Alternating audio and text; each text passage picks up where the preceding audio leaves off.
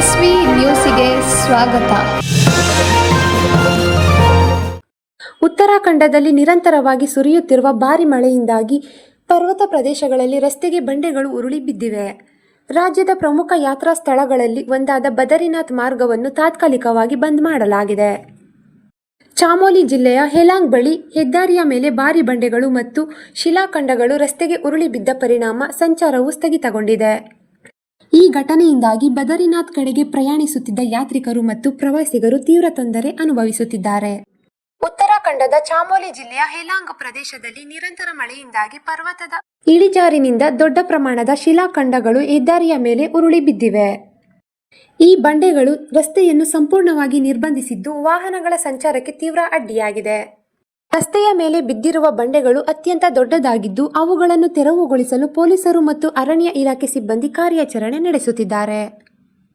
ಸ್ಥಳಕ್ಕೆ ಭೇಟಿ ನೀಡಿರುವ ಅಧಿಕಾರಿಗಳು ರಸ್ತೆಯ ಮೇಲೆ ಬಿದ್ದಿರುವ ಬಂಡೆಗಳನ್ನು ತೆರವುಗೊಳಿಸಲು ಜೆಸಿಬಿ ಯಂತ್ರಗಳನ್ನು ಬಳಸಲಾಗುತ್ತಿದ್ದು ಆದಷ್ಟು ಬೇಗ ಸಂಚಾರವನ್ನು ಸುಗಮಗೊಳಿಸಲಾಗುವುದು ಎಂದು ತಿಳಿಸಿದ್ದಾರೆ.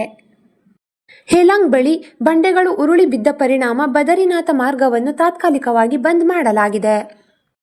ಈ ಮಾರ್ಗವು ಉತ್ತರಾಖಂಡದ ಪ್ರಮುಖ ಯಾತ್ರಾ ಮಾರ್ಗಗಳಲ್ಲಿ ಒಂದಾಗಿದ್ದು ಪ್ರತಿ ವರ್ಷ ಲಕ್ಷಾಂತರ ಯಾತ್ರಿಕರು ಚಾರಧಾಮ ಯಾತ್ರೆಯ ಭಾಗವಾಗಿ ಬದರಿನಾಥ್ ದೇವಸ್ಥಾನಕ್ಕೆ ಭೇಟಿ ನೀಡುತ್ತಾರೆ. ಮಾರ್ಗ ಬಂದ್ ಆಗಿರುವುದರಿಂದ ಹಲವಾರು ಯಾತ್ರಿಕರು ಮತ್ತು ಪ್ರವಾಸಿಗರು ಬೀದರ್ ಬಳಿ ಸಿಲುಕಿಕೊಂಡಿದ್ದಾರೆ. ಅಧಿಕಾರಿಗಳು ಯಾತ್ರಿಕರಿಗೆ ಪರ್ಯಾಯ ವಸತಿ ಮತ್ತು ಸೌಲಭ್ಯಗಳನ್ನು ಏರ್ಪಡಿಸಲು ಕ್ರಮ ಕೈಗೊಳ್ಳುತ್ತಿದ್ದಾರೆ.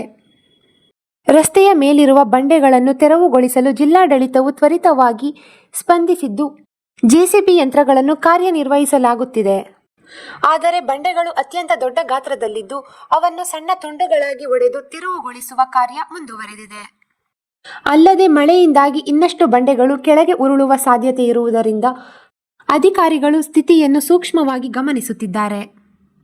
ತೆರವು ಕಾರ್ಯ ಪೂರ್ಣಗೊಳ್ಳಲು ಇನ್ನೂ ಕೆಲವು ಗಂಟೆಗಳ ಸಮಯ ತೆಗೆದುಕೊಳ್ಳಬಹುದು ಎಂದು ಅಧಿಕಾರಿಗಳು ತಿಳಿಸಿದ್ದಾರೆ. ಉತ್ತರಾಖಂಡದ ಚಾಮೋಲಿ, ರುದ್ರಪ್ರಯಾಗ, ಉತ್ತರಕಾಶಿ, ಪಿಥೋರಗಢ ಮತ್ತು ಬಾಗೇಶ್ವರ ಸೇರಿದಂತೆ ಹಲವು ಜಿಲ್ಲೆಗಳಿಗೆ ಹವಾಮಾನ ಇಲಾಖೆಯು ಭಾರಿ ಮಳೆಯ ಎಚ್ಚರಿಕೆ ನೀಡಿದೆ.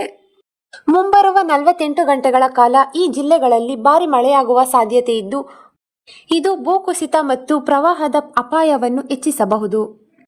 ಅಧಿಕಾರಿಗಳು ಈ ಎಲ್ಲಾ ಜಿಲ್ಲೆಗಳಲ್ಲಿ ನಿಗಾ ಇರಿಸಿದ್ದು ಅಗತ್ಯ ಮುನ್ನೆಚ್ಚರಿಕಾ ಕ್ರಮಗಳನ್ನು ಕೈಗೊಳ್ಳಲು ಸೂಚಿಸಿದ್ದಾರೆ.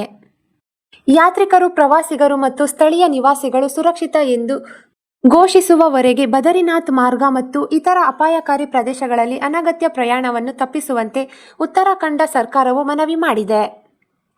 ಅಲ್ಲದೆ ಪ್ರಯಾಣಿಕರು ಅಧಿಕೃತ ಸಂಚಾರ ಮಾಹಿತಿ, ಸಲಹೆಗಳು ಮತ್ತು ಹವಾಮಾನದ ಮಾಹಿತಿಯನ್ನು ಅನುಸರಿಸುವಂತೆ ಅಧಿಕಾರಿಗಳು ಸೂಚಿಸಿದ್ದಾರೆ.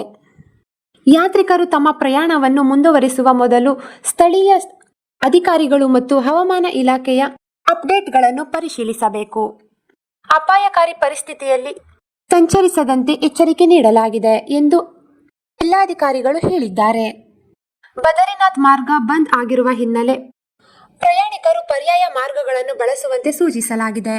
ಇತರ ಮಾರ್ಗಗಳಲ್ಲೂ ಕೆಲವೆಡೆ ಮಣ್ಣಿನ ರಾಶಿ ಮತ್ತು ಸಣ್ಣ ಪ್ರಮಾಣದ ಭೂಕುಸಿತಗಳು ವರದಿಯಾಗಿದ್ದು ಪ್ರಯಾಣಿಕರು ಹೆಚ್ಚು ಜಾಗರೂಕರಾಗಿರಬೇಕು. ಸಂಚಾರ ಸುಗಮಗೊಳಿಸುವ ನಿಟ್ಟಿನಲ್ಲಿ ಪೊಲೀಸರು ಮತ್ತು ಸಾರಿಗೆ ಇಲಾಖೆಯ ಅಧಿಕಾರಿಗಳು ಸಹಕಾರ ನೀಡುತ್ತಿದ್ದಾರೆ.